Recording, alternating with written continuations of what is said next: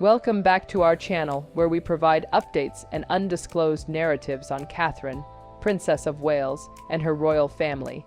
We are excited to share the following news.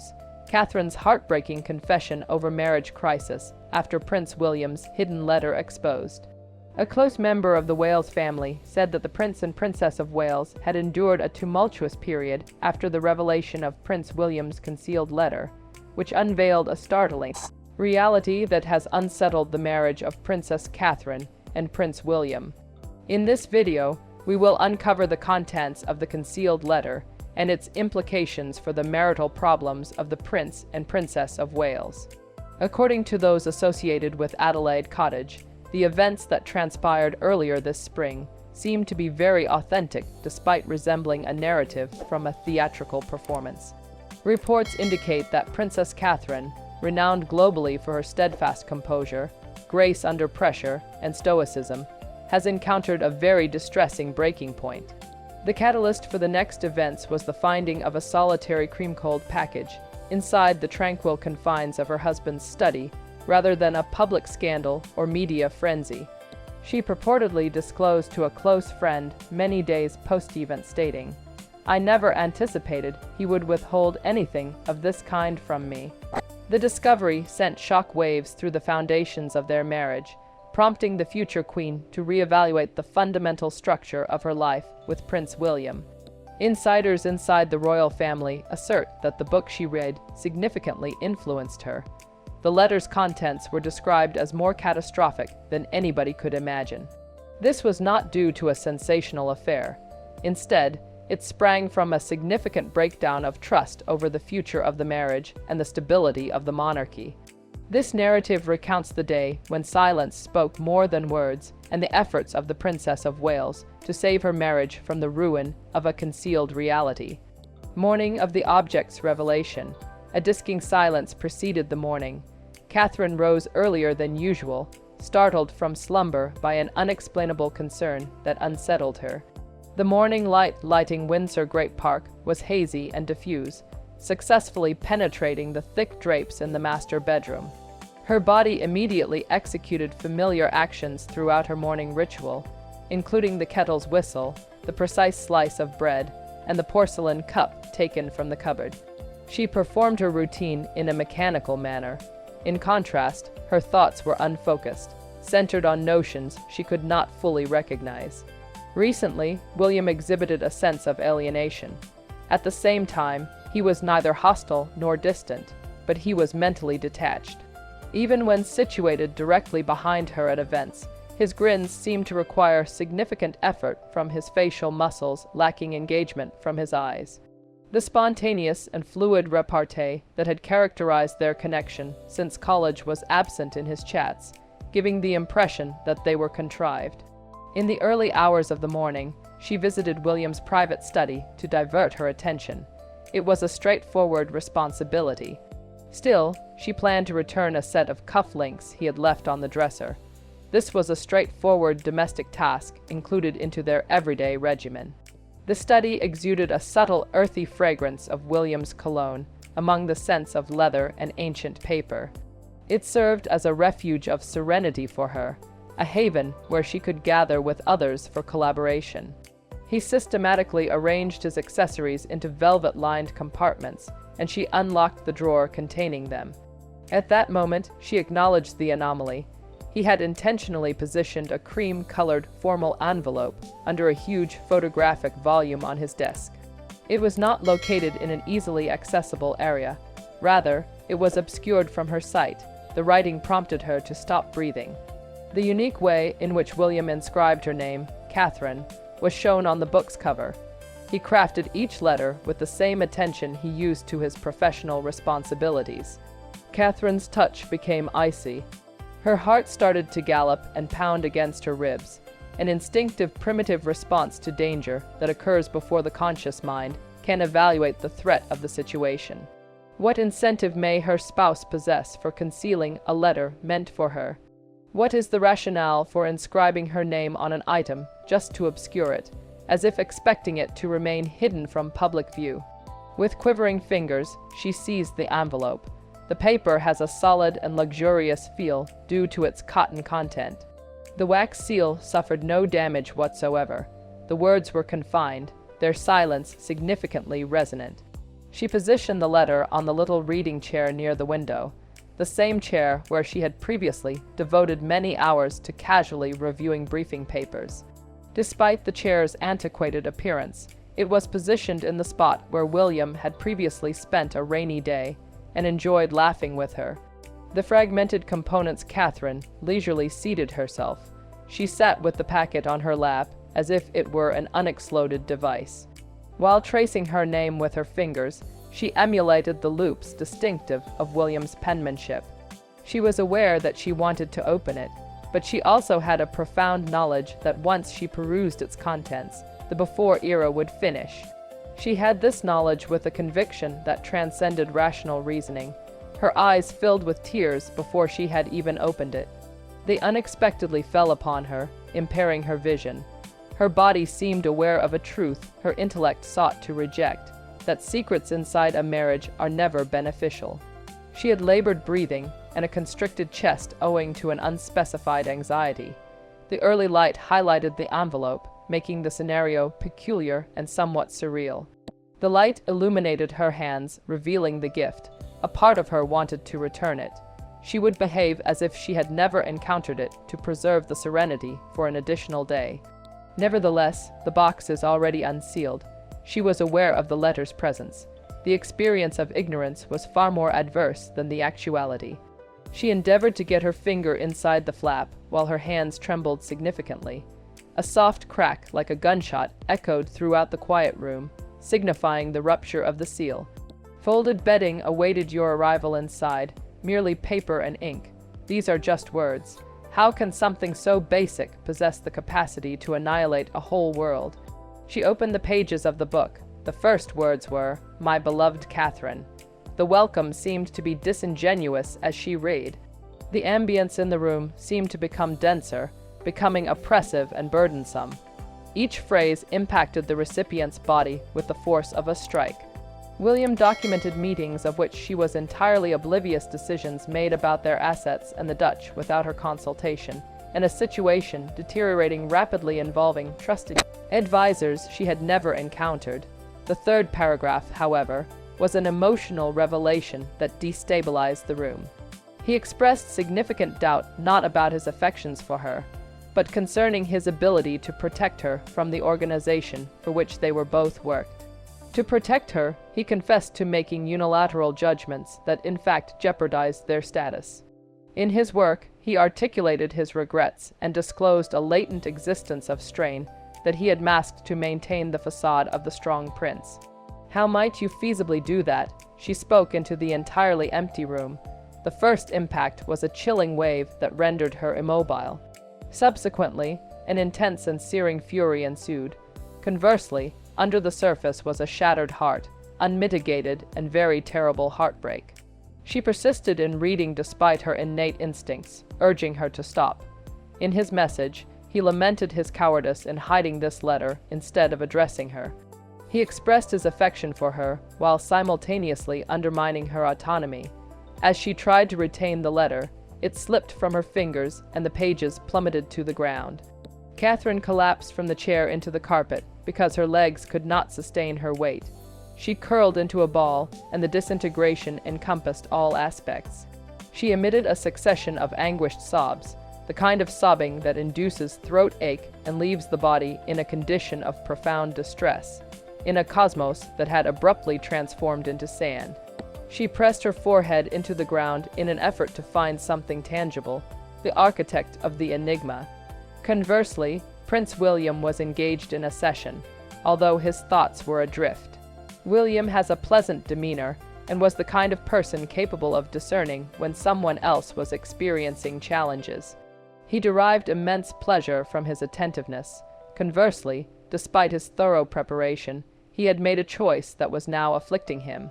When the responsibilities of his new position seemed to spiral beyond his control, he had written the letter months before at a period of trepidation and confusion when he felt inundated by the circumstances. After he addressed and sealed it, he abruptly experienced a lack of resolve. He had hidden it instead of either relinquishing it to Catherine, his partner of equal standing, or incinerating it. He persuaded himself that he needed time to organize his thoughts and choose how to address the matter appropriately.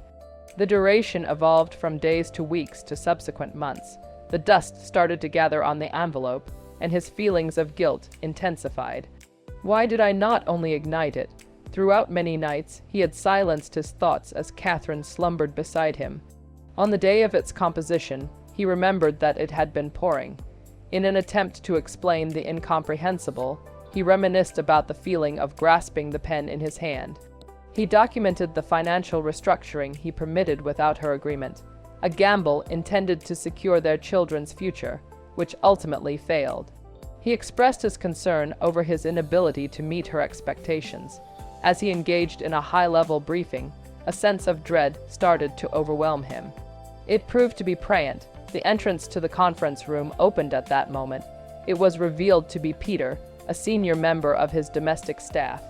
Peter's expression revealed a degree of tension that made William's stomach drop. Typically, Peter exhibited a demeanor of total calmness and composure, embodying the essence of British restraint.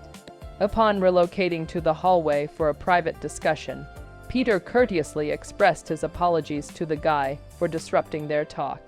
"It is essential for you to know that the princess was in your study early in the morning. She resided there throughout that era." The Earth's axis was tilted. William's knuckles became pale as he gripped the door frame tightly. "Is this about my research?" Upon hearing his own voice, he saw it as strange, far, and hollow. "I agree, sir." Upon her departure, she seemed to be in a state of confusion. Upon receiving more information, William did not hesitate. As he traversed the hallway, his speed generated anxiety among his security personnel. An intense anguish throbbed in his ribs as his heart beat against them. Conversely, the ticking bomb he had erroneously assumed would never explode has now detonated. The conflict that occurs. When William returned to Adelaide Cottage, the house was filled with a heavy quiet that was packed with a tension that was almost electrical. He approached the topic with the seriousness of a man who was marching toward his own death. The door was slightly ajar when it closed. He pushed it open with it. Near the window, Catherine was observing the scene. Despite the fact that she had managed to keep her composure, the scars of her anguish were visible on her face. Even though her complexion was pale and her eyes were crimson, she maintained a tight stance. Like a shield or even a weapon, she pressed the letter to her chest as if it were a weapon. It was a scarcely audible whisper when he spoke the word Catherine. She made a turn. The expression that she delivered to him was one that he had never seen before. The expression on his face was one of utter sorrow and rage, a look that stripped him of all his titles and left him with nothing more than a man who had let down his wife. What she said was, "We need to discuss." There was no tremor in her voice. It was a chilly and brittle steel. In an act of submission, William took a step forward while raising his hands in a gesture of surrender. "Please, Catherine, tell me. I am able to explain." She stopped him by saying, Do not pronounce my name in such a manner. As if you still have the authority to communicate with me in a manner that is affectionate." She brought out the letter. "At what point were you going to let me know? Or were you just going to remain oblivious to my existence for the rest of my life, holding the belief that a relationship that did not exist existed?" The words, "I never intended for you to discover it that way," came out of William's mouth as his composure began to deteriorate. She rebuked him by saying, "You never intended for me to discover it at all," and her voice became more elevated. "As far as I can tell, it is the truth. You authored this, endorsed it with my name, and then concealed it. You have made a deliberate decision each and every day for a period of months to conceal information from me. I was attempting to provide you protection." William screamed out, the justification being so feeble that even he found it insulting. "Please shield me." The sound of Catherine's laughter was a harsh and brittle one. "William, you were not offering me any protection. You were attempting to safeguard yourself. In doing so, you were guarding your pride. You came to the conclusion that I was either too feeble to deal with the facts or too insignificant to be the subject of consultation. No, he begged me to not do it. in the chair that was directly across from her. He sat down and buried his face in his hands. I felt embarrassed. I made choices about the investments and the personnel, and I believed that I could resolve the issue before it manifested itself in your life. It was my hope that if I could simply make it disappear, I would not have to see the dissatisfaction that you are feeling in your eyes. It was with a cruel tone that she remarked, so you picked falsehoods instead. When you were concealing this significant aspect of our life, you looked me in the eye when we were eating breakfast, and you held my hand when we went to engagements. You are not providing protection, William. It is a kind of betrayal. William raised his head, tears beginning to run down his cheeks. It is true, because I am aware of this. I despise myself. I am willing to do whatever in order to have it back. I am so incredibly, utterly, absolutely sorry. She watched as he fell apart before her eyes. She had a part of her that wanted to console him. After spending so much time together, that urge had been ingrained in her DNA. However, a more powerful aspect of her, the aspect that had been shaped by the intense scrutiny of the public, prevented her from moving on. She said, "Sorry is not enough." As she apologized, "You cannot erase the harm by saying sorry. You are not able to restore the trust that you have broken. The fact that the person I loved the most in the world chose to treat me like an outsider in my own marriage is something that I will never forget." She then positioned the letter on the desk that was in the middle of them. "I need some time. This is something that I need to give some thought to on the question of whether or not we can recover from this."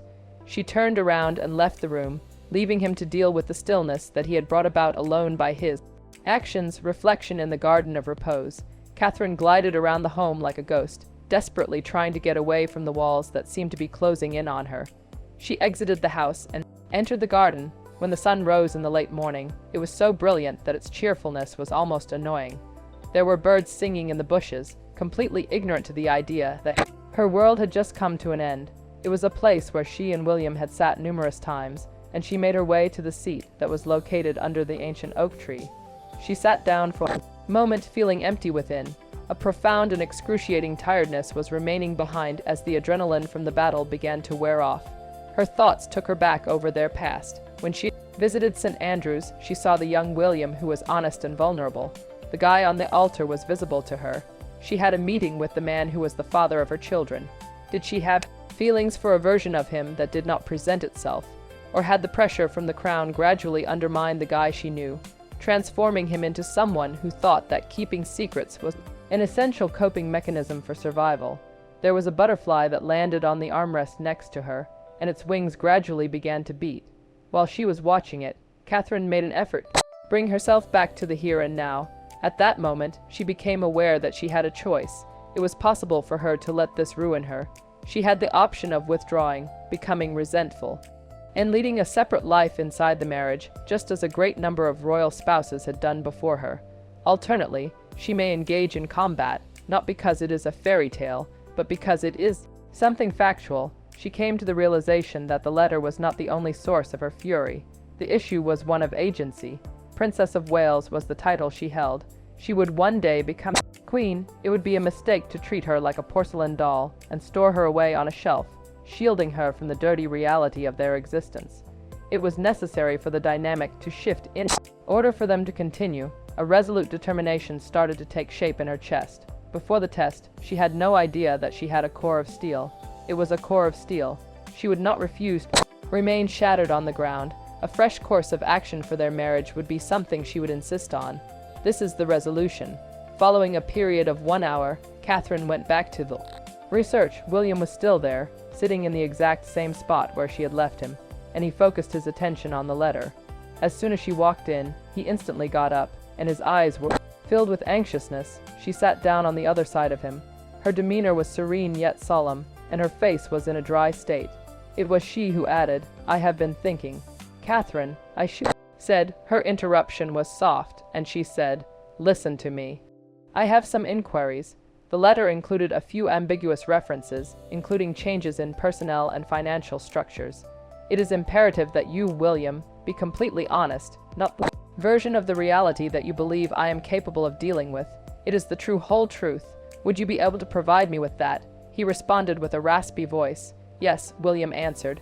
I am able to. I am going there. That is exactly what he did.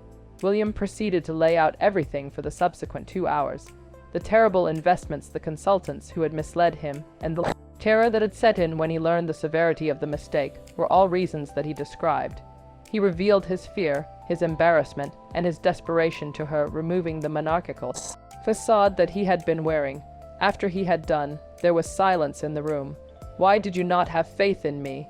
she inquired at long last. "I cannot help but constantly go back to that aspect. Are you of the opinion that I am too fragile?" In response, William leaned forward and murmured, "No, you are the most powerful person I am familiar with. Due to my lack of strength, I chose not to inform you. It was too much for me to endure for you to see my failure." In response, Catherine said, "That is not how a partnership operates. Your humiliation contributed to your isolation, but it also contributed to my isolation, William. I am doubtful that I will ever be able to trust you again. It is not blindly, not like it was previously." Words that were both weighty and accurate hovered in the air. "Yes, I do understand," he said. She proceeded by saying, "However, it is feasible that a new form of trust may exist. It is one that is more conscious, an environment in which you are honest even when it hurts, and in which I am permitted to ask questions without you feeling as if you are being attacked." Taking a moment to stop, she looked at the guy with whom she had created her life. "It is not a promise that I will remain here forever, if anything like this occurs again. However, I am prepared to give it a go in the event that you are prepared to put in the effort required to be truthful." William said, "I am," and for the very first time that day, his voice sounded confident and certain. According to Catherine, whatever it takes. Catherine got to her feet. She reached over to the desk and picked up the letter. She decided against ripping it up, and instead opened the top drawer of the desk and put it inside directly on top of the drawer. It was her advice to leave it there. Please take note, a reminder of the consequences that result from concealing things. She extended her hand to speak, a tentative gesture, an invitation across a gap. It was a gesture of invitation. While he accepted it, William's grip was tight and his hand was slightly trembling. After leaving the study together, they strolled out of the room side by side. There was no healing for them. There would be a jagged line in the history of their marriage, and the scar of the letter would stay. Nevertheless, as they walked out into the hallway, facing the remainder of the day and the remainder of their lives, they were at least headed in the same direction.